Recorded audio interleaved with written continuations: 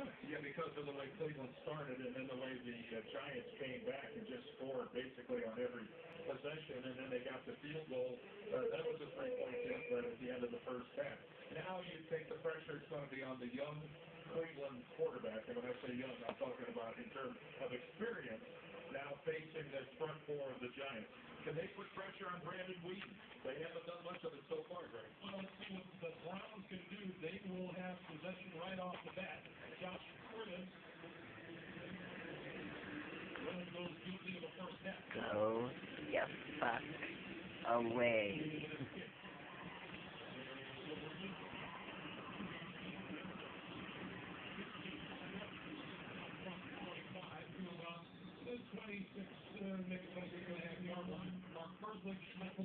Making the stop as you look at some first half numbers, leading heavily in favor of the Giants. Well, a lot of yardage by both teams. The Browns were 228, the Giants were 263. But you see, you're right, 21 points scored in that first half off turnovers, but it's penalties for the Browns. When you're young, when you're 0-4, when you're the underdog, you can't afford to have to let the penalties in a game.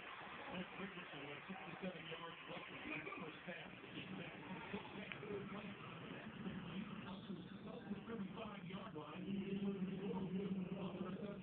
Mr. Humble, I will say this though, Brandon Weeden, in that first half, he had a mistake when he threw behind Josh Gordon, and Stevie Brown picked him off. But all in all, there's a lot to like about the way he played. There's a lot to like about this young Cleveland Browns team. Starting with that tackle. Justin said no. Well, that's one of the few times that the first guy